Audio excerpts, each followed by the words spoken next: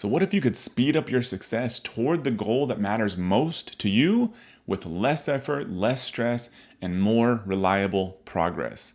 This trick works in any area of your life for any goal that you pursue, and I call it emulation. So today I'm going to share with you how you can put this into practice into your life. So using this framework, I've been able to get a viral video, 4.5 million views when I'm generally terrible at social media, build an e-commerce business with over $3 million a month in sales with my great business partner and great team behind there, fix my knee pain that lasted for 11 years, and just yesterday, which got me thinking about this, I was able to plan and deliver what my business partner in that company called the best webinar he's ever seen me do. And he's been on a lot of these things with me. I've delivered literally hundreds of them that have never got that kind of response.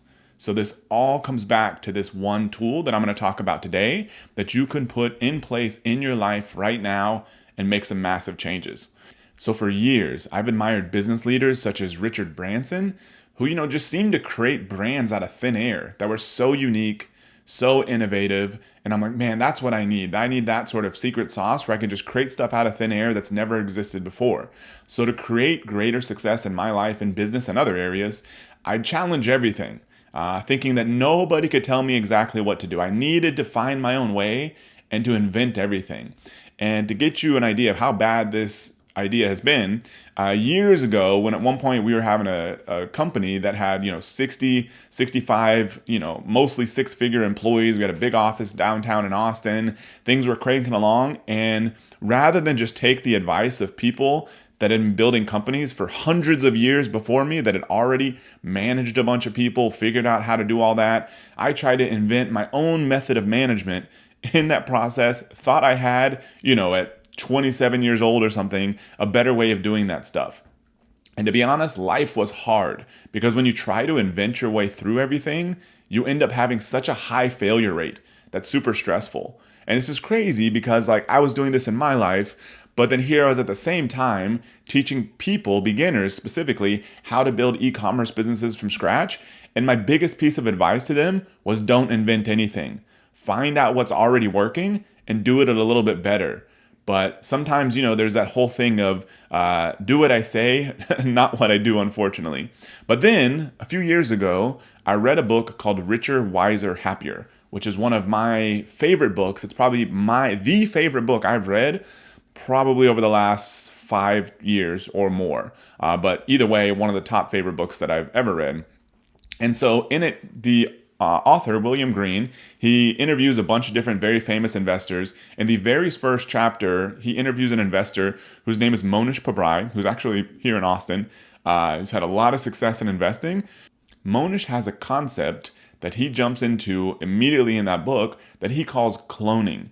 He sort of says, why do all these people think they need to invent everything when you can just find out what somebody's already doing that's got the result that you want to get and just copy everything they do? And so in his life, he applied that principle to investing. So rather than him trying to figure out everything on his own, he just looked at how Warren Buffett and the late Charlie Munger did their thing in investing, and he modeled everything that he possibly could off of them, even to the point of how they ran their lives and investment partnerships. He set up the structure legally the exact same way as Buffett's original partnership. He invested in the same kind of companies. He didn't have any analysts, just like Buffett. And he even had the same system with his assistant printing emails like Charlie Munger, and then he would just scribble notes on there. And so he modeled as much as he possibly could. And today, fast forward 20 years, he's one of the most successful investors of today. Steve Jobs once said, he was talking about giving a quote from Picasso. It says, good artists copy, great artists steal. And then Steve Jobs added, we've always been shameless about stealing great ideas. Now, this is arguably the most successful, at least one of the most successful entrepreneurs in history. Today, I believe Apple is the biggest company in the world, at least biggest publicly traded company in the world. And so he's got this idea of the most successful people on the planet telling you, just copy what other people are doing. But internally, myself, and I'm sure you as well, we feel the need to be unique. We need to create stuff from scratch. We need to innovate. We need to be original. It's so boring just to find out stuff that's working, copying it, even if the results are 10 times as good. So we've got these internal battles going on. But as I started implementing some of this, my life has completely changed. And so I believe this opportunity, I like the word emulation rather than stealing or rather than cloning. But either way, we're all talking about the same thing. One definition of emulation is the effort to match or surpass a person or achievement, typically by imitation. So this is taking it one step further. This is actually trying to achieve the same result or even a better result. And so a lot of times I believe that's what we're after. Now, if you want to be an investor, are you going to exceed Warren Buffett's results?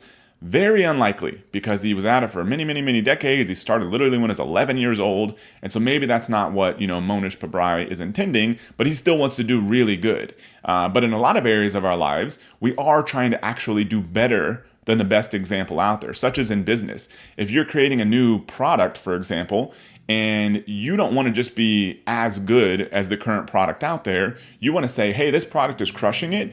I want to do something better. I want to exceed their success, which to me is the concept of emulation. So I've done this with a viral video that has 4.5 million views. I literally just copied a video in the e-commerce space that was on TikTok.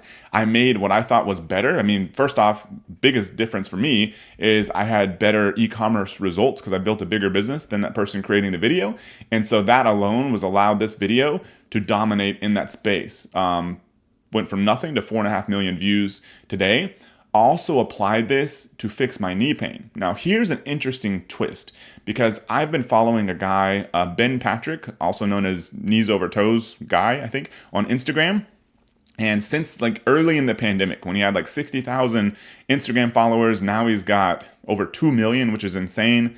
Been on Joe Rogan's show and is kind of known everywhere now. People write articles about his stuff. And so I've been following that guy for a while, and he tells you all the stuff to do. He tells you all the knee workouts, all that kind of stuff. But to me, that was only half of the example that he set. For some reason, he's avoided putting out a lot of content on diet. I think part of that reason is because diet is such a sensitive subject. Some people say you need to eat only vegetables. Some people say you need to eat only meat. Some people say, hey, it's crazy to ever eat a single carb. You need to eat only fat. It's, anything other than keto is insane. So it's such almost like a religion with certain diets. That's probably why he doesn't touch it, because he doesn't want to alienate his audiences. But he did over the years give a few little tidbits.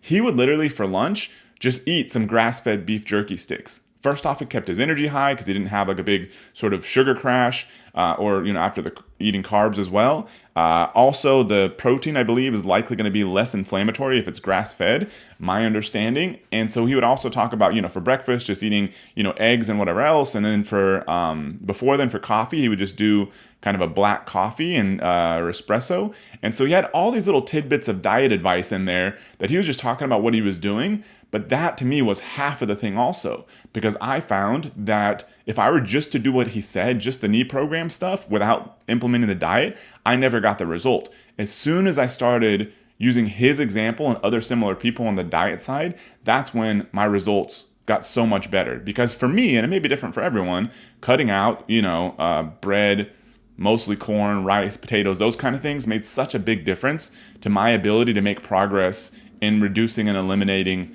my knee pain. So that's where it comes into, don't just do what they say, try to find out what they've actually done. Because a lot of times they may not realize they're doing anything special, but the things that they do that they don't actually talk about, that could be where all the results come from. In our own e-commerce business, we emulated a lot of things. The way we display our product options on our product pages, that we basically copied and then tried to improve on it from some other much bigger e-commerce stores early on that were selling supplements and that sort of thing. We've had members recently in our mastermind called the Tycoon Tribe that copied some stuff off of Amazon. For example, there's the subscribe and save. There was a 30% off coupon that we've been running on Amazon that's been crushing it. We've got over 10,000 subscribe and save customers on Amazon alone. He modeled that and put it in his e-commerce store. And all of a sudden, his subscriptions started going up by 50% more just by implementing that on a store that he emulated from us on Amazon. The reason we haven't put in place on our own Shopify store, even though it's crushing for us on Amazon, is for a lot of complicated technical reasons, and the plan is to put it in place sometime early next year. But either way, that emulation strategy is absolutely crushing it. Even our entire concept for a product, the healthiest coffee possible, was emulated from Bulletproof. Bulletproof, went with coffee that was low on toxins, but in my opinion, we've gone more extreme. Certified organic, shade grown, high elevation grown. We tested for 400 toxins, tested for a lot of other things, low acid. And so we've tried to tick every box possible. So we tried to meet what they did and then exceed that. And then literally just yesterday, the webinar that I did, after I've done hundreds of webinars before, I kind of went back to the drawing board, went back to school, if you will, and went through this book called Expert Secrets from Russell Brunson.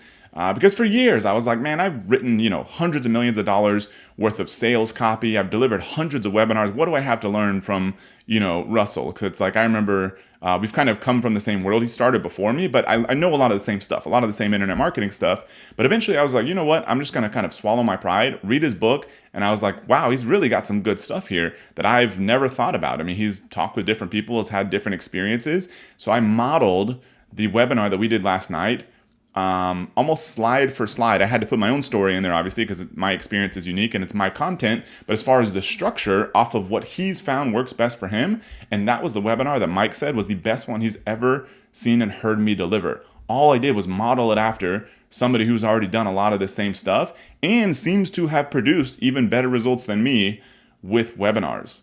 So it's still something I have to fight, the desire to be unique instead of just to do what works. Now, I think you eventually learn how to put your own spin on things, so it's not just like you're copying forever. But most people, I think, jump there way too fast.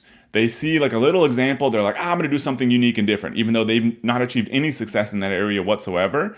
Instead, it's probably better to emulate what's already working as much as you possibly can. And then finally, when you run out of things to emulate and you want to start testing new stuff, then start putting your own spin on it.